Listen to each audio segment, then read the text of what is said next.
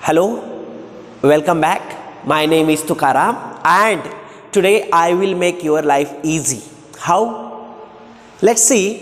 I have a beautiful topic. आणि हा topic आहे ना खूप जणाला खूप अवघड जातो बघा. आजच्या टॉपिक मध्ये आपण शिकणार आहे how to use to have form. आज आपण टू हॅव फॉर्म शिकणार आहोत. आता टू हॅव फॉर्म हा इरेग्युलर वर्ब आहे. याचे मी दोन पार्ट करतो. एक पार्ट आहे तो मेन वर्ब म्हणून वापरतो आणि एक जो पार्ट आहे तो हेल्पिंग वर्ब म्हणून वापरतो. पहिले शिकू आपण मेन वर्ब म्हणून काम करतो आणि दुसरा वापर आहे हेल्पिंग वर्ब.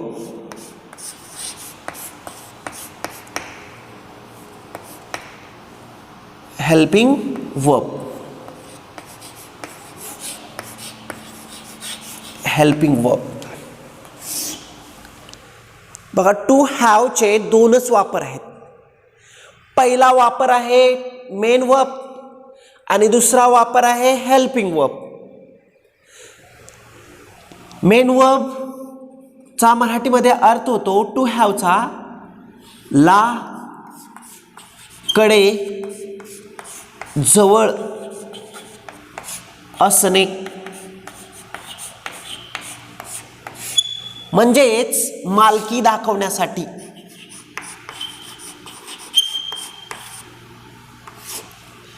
इंग्लिशमध्ये त्याला काय म्हणतो पॉझेसिव्ह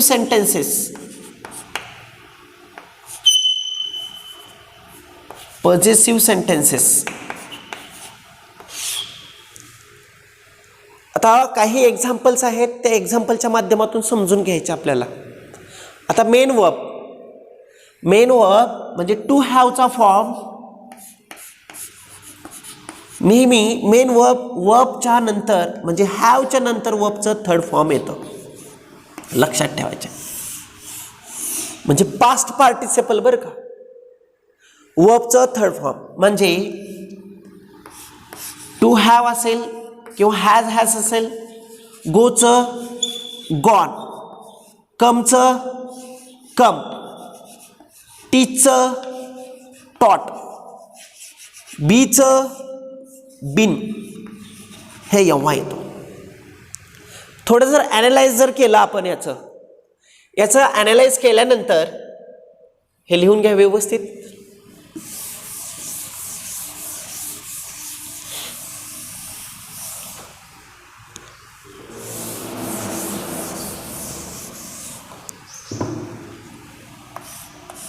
टू हॅव एक मेन वर्ब, नो ॲक्शन, मालकी दाखवण्यासाठी लिहू शकता. मालकी दाखवण्यासाठी.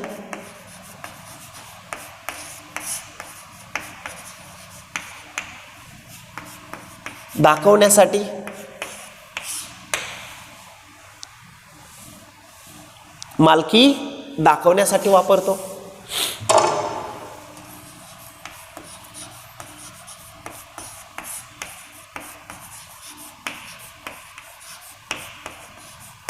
फॉर एक्झाम्पल मध्ये आय हॅव अ कार, माझ्याकडे कार आहे. आणि दुसरा टू हॅवचा वापर आहे ॲक्शन सेंटेन्सेस म्हणजे परफेक्ट टेन्स मध्ये. एखादी क्रिया केलेली आहे परफेक्ट टेन्स मध्ये. तो प्रेझेंट असतो, पास्ट असतो, फ्युचर असतो. म्हणजे ह्याला वर्बचं थर्ड फॉर्म. बघा त्याचे एक्झाम्पल बघा. आय हॅव, बायचं थर्ड फॉर्म आहे bought. I have bought a car, मी कार विकत घेतलेली आहे.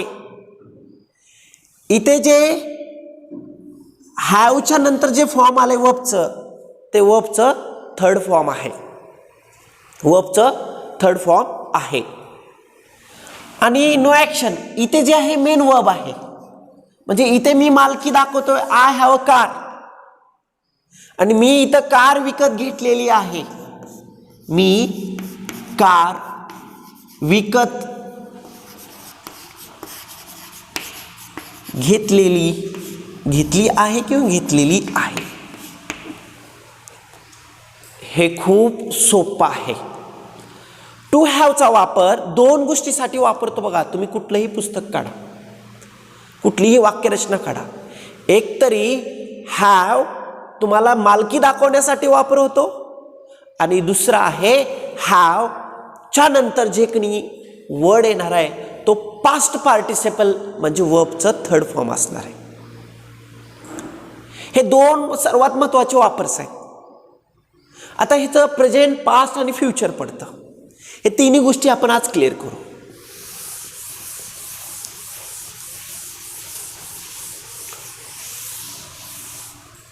बघा, टू हॅव,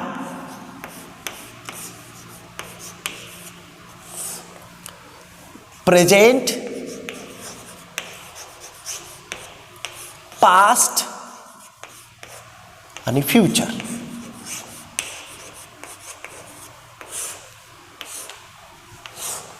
टू हॅवचा प्रेझेंटला आहे हॅव आणि हॅज. पास्टला एकच शब्द आहे हॅड, आणि फ्युचरला दोन आहेत शाल हॅव आणि विल हॅव. शाल हॅव आणि विल हॅव हे दोनच शब्द आहेत, इथे दोन आहेत. आता ह्याचा मराठीमध्ये तुम्ही आत्ताच सांगितलेले लिहून, ला कडे जवळ असणे, ला कडे जवळ असणे. असणे म्हणजे मराठीमध्ये असतो, असतो म्हणजे असतात, आहे प्रेझेंटमध्ये. ला कडे जवळ आहे, आहे किंवा आहोत, आहेत. ला कडे जवळ होतं, होते. हे सर काय म्हणतायत, ला कडे जवळ होतं. जसं भिंतीला कलर आहे, भिंतीला कलर होता आणि भिंतीला कलर असेल. माझ्याकडे चॉक आहे, माझ्याकडे चॉक होता, माझ्याकडे चॉक असेल. हे पहिला वापर. असेल, एखादी गोष्ट माझ्याकडे असेल, मालकी असेल, असणार. माझ्याकडे 10,000 रुपये असतील, माझ्याकडे आता 10 रुपये आहेत. माझ्याकडे 1,00,000 रुपये होते. म्हणजे हे वाक्यरचना म्हणजे हॅव, हॅज, हॅड आणि विल हॅव आणि शाल हॅव. बरं, याचा वापर कुठे कुठे करायचा हे बघू.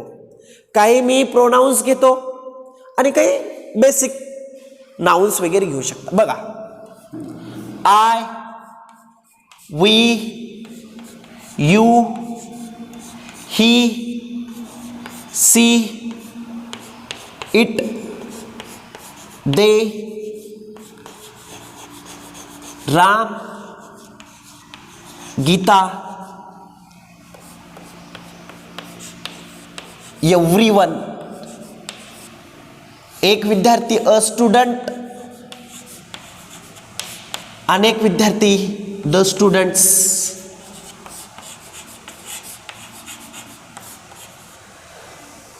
एवढा इथून ते हे टोटल मी किती शब्द दिल्यात तुम्हाला, 12 शब्द दिल्यात. आता ह्या 12 शब्दांना हॅव कुठे यूज करू, हॅज कुठे यूज करायचं. दोन शब्द आहेत ना मराठीमध्ये, दोघांचा अर्थ एकच आहे. ला कडे जवळ आहे, माझ्याकडे मोबाईल आहे. आय हॅव अ मोबाईल, तिथे आय हॅज नाही म्हणू शकत. Sir has paper, sir have paper नाही म्हणू शकत तिथे. म्हणून हॅव कुठे येतो, तर अनेक वचनसाठी येतो. लक्षात ठेवायचं आहे. मेनी साठी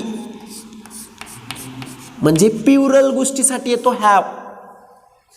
आणि हॅज एकासाठी येतो, वन साठी, म्हणजे एकासाठी आपण हॅज यूज करतो, वन साठी.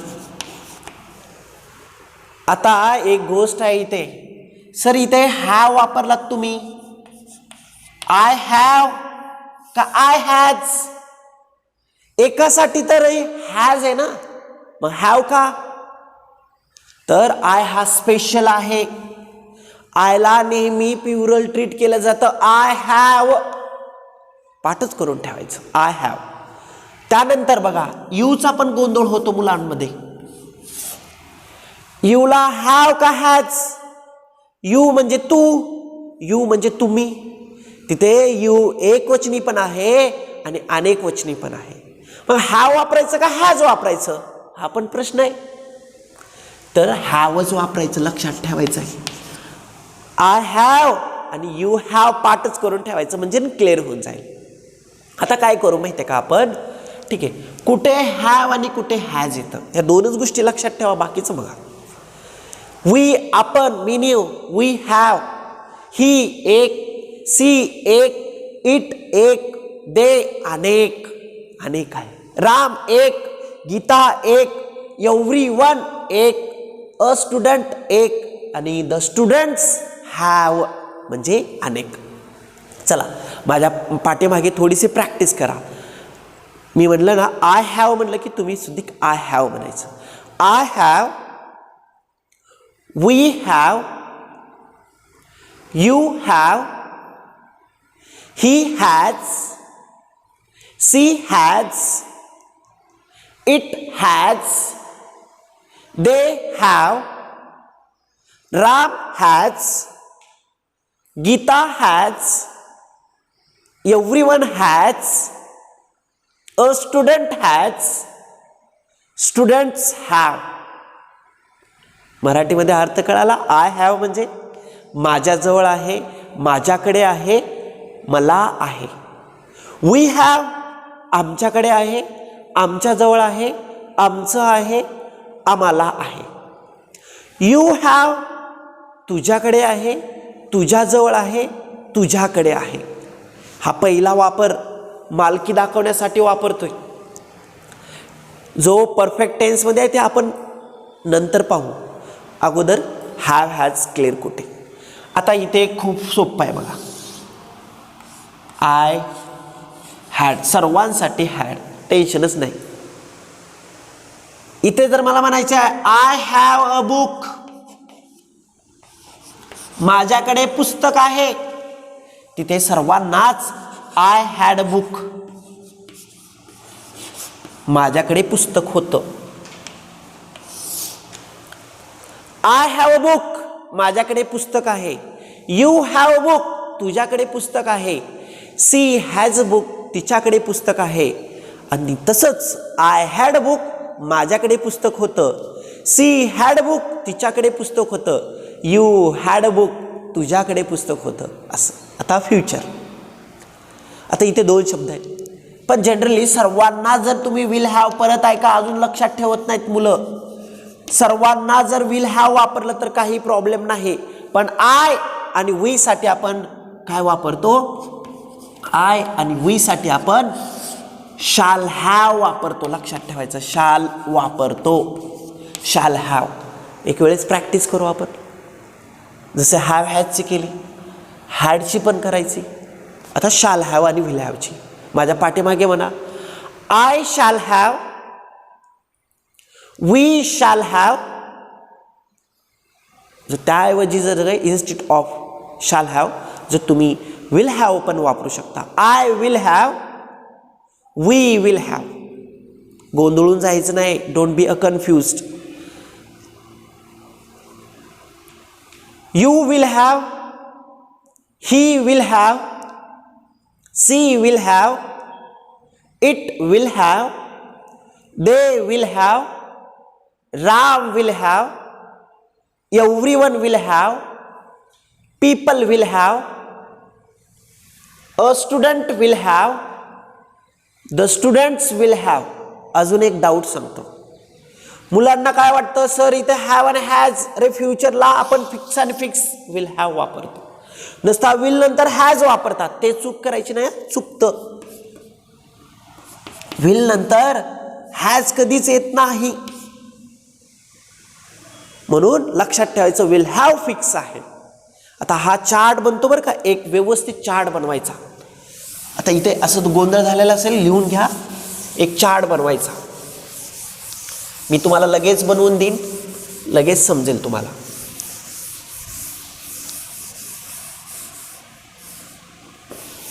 एवढ्या शब्दांचा करतो म्हणजे तुम्हाला लवकर समजेल. I have, I had, I will have, I will have किंवा I shall have. Pause the video. हे बघा, आता तुम्हाला मी इथे डिस्प्ले करून दिलेला आहे असा एक चार्ट बनवलात तुम्ही. I have, we have, practice करा. इथपर्यंत प्रॅक्टिस केल्यानंतर आता आपण काय करू माहिती आहे का, याचे सेंटेन्सेस बघूया. Let's see the some sentences. आता बघा, तुमच्या आता हॅव आणि हॅजचे सेंटेन्सेस पाहिले बघा. परत एक वेळेस सांगतोय, हॅव आणि हॅज, हॅड आणि विल हॅव प्रेझेंट, पास्ट, फ्युचरसाठी वापरतो. काय दाखवायसाठी? पहिली दोन फॅक्टर केले ते मी. एक आहे मेन वर्ब, दुसरा आहे हेल्पिंग वर्ब. फक्त दुसऱ्याला मदत करतोय, त्याचा मिनिंग काहीच निघत नाहीये, फक्त टायमिंग दाखवतो. एक मेन वर्ब म्हणजे मालकी दाखवण्यासाठी, पॉझिटिव्ह सेंटेन्सेससाठी वापरतो. जसं मराठीमध्ये मी 5 सेंटेन्सेस दिल्यात. मला, मला, माझ्याकडे, माझ्याजवळ काम आहे, तर मला म्हणल्यास आय. आता आय हॅव म्हणजे माझ्याकडे, मला, माझ्याजवळ, मराठीचे 3, माझं असं पण होतं. आय हॅव अ वर्क, मला काम आहे. आहे तिच्याकडे, आता तिच्याकडे म्हणल्यावर हर म्हणतात, बरोबर आहे. कन्फ्यूज होतं ना, तिच्याकडे नाही, तीकडे असं म्हणतो का, तिला म्हणतो का, तिला म्हणतो, पण तिच्याकडे सी, सी हॅज, तिच्याकडे, तिच्याजवळ पुस्तक होतं, होतं म्हणून हॅव का हॅज, हॅड, तिच्याकडे पुस्तक होतं. सी हॅड बुक, तिच्याकडे पुस्तक होतं. बाबाकडे नवीन कार असेल, असेल. Father will have a new car. आईकडे पैसे आहेत, आहेत राईट नाव. मदर हॅज का हॅव, हॅज, मदरकडे, आईकडे पैसे आहेत, मनी. रामला, रामला 2 भाऊ आहेत, होते, असतील, डिसाइड करायचे. हॅव हॅज का हॅड का will have.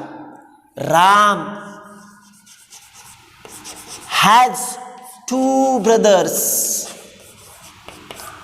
Ram will have 2 brothers. आता हे इंग्लिशची एक्सरसाइज. ह्याच्यामध्ये तुम्हाला हॅव हॅज,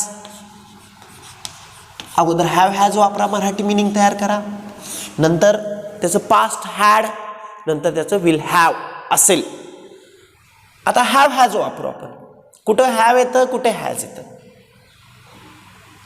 पॉज करा व्हिडिओ, एक्सरसाइज सॉल्व करा. माझं तुमचं सेम येतं का बघा. आय हॅव अ कार, माझ्याकडे कार आहे. वी हॅव अ बुक्स, आमच्याकडे पुस्तकं आहेत. She has a cute cat, तिच्याकडे खूप क्यूट कॅट आहे. ही हॅज अ वॉलेट, त्याच्याकडे पॉकेट आहे. यू हॅव का has, you have a key, तुझ्याकडे चावी आहे. इट हॅज कॅमेरा, त्याला कॅमेरा आहे. स्टुडंट्स हॅव एक्झाम, विद्यार्थ्यांची एक्झाम आहे. तर विद्यार्थ्याला, विद्यार्थ्याजवळ, विद्यार्थ्याकडे एक्झाम आहे असं नाही, विद्यार्थ्याची एक्झाम आहे. मदर हॅज लॉंग हेअर, आईला लांब केस आहेत. आज माझा वाढदिवस आहे. माझा, आता माझ्याजवळ, माझ्याकडे, मला नाही, तिचे 4 मराठीमध्ये ट्रान्सलेट अर्थ होता. I have a birthday today, I have birthday today. बघा, या पद्धतीनं हे एक्सरसाइज आहे. हे पहिला मेन वर्ब म्हणून काम करतात. आता आपण मेन हेल्पिंग वर्ब्सकडे जाऊया. बघा, हॅवचा पहिला वापर शिकला आपण. पहिला वापर आहे मालकी दाखवण्यासाठी, म्हणजे मेन वर्ब आता हेल्पिंग वर्ब. कुठल्या टेन्समध्ये? परफेक्ट टेन्समध्ये. परफेक्ट टेन्समध्ये कामच आहे हॅव, हॅज, हॅड आणि विल हॅव. हॅव हॅज कधी वापरतो? प्रेझेंट परफेक्टला. हॅड कधी वापरतो? पास्ट. आणि विल हॅव कधी? तर फ्युचर. एखादी क्रिया केलेली असणे. असणे म्हणजे एखादी क्रिया केलेली आहे. हॅव हॅज एखादी क्रिया केलेली आहे. मी सांगितलेलं आहे. I have told. मी सांगितलं होतं. I had told. आणि मी सांगितलेलं असेल. I shall have told. म्हणजे कधीही हॅव हॅज नंतर ह्याला पास्ट पार्टिसिपल म्हणतात. पास्ट पार्टिसिपल म्हणजे जर वर्बचं थर्ड फॉर्म असेल, सेपल म्हणजे क्रियापद असेल, तर त्यावेळेस परफेक्ट टेन्स आहे. त्यावेळेस त्याचा अर्थ होतो एखादी क्रिया केलेली आहे. मालकी होत नाही बरं का. आय हॅव टोल्ड, माझ्याकडे टोल्ड आहे असं होत नाही. तर वर्बचं जर कधी थर्ड फॉर्म असेल त्यावेळेस त्याचा अर्थ एखादी क्रिया केलेली आहे. मी तुम्हाला सांगितलेलं आहे. I have told you. तुम्हाला हे समजलेलं आहे. Right now. You have understood. You have understood. आणि तुमच्याकडे आज हे व्हिडिओ आहे. You have this video. हा डिफरन्सेस असतात. हे डिफरन्सेस व्यवस्थित तुम्ही समजून घ्यायचे आणि प्रॅक्टिस करायची. I hope you enjoyed this lesson and definitely you will understand. I hope you enjoyed it and you learned new something. See you. Goodbye. Have a great day.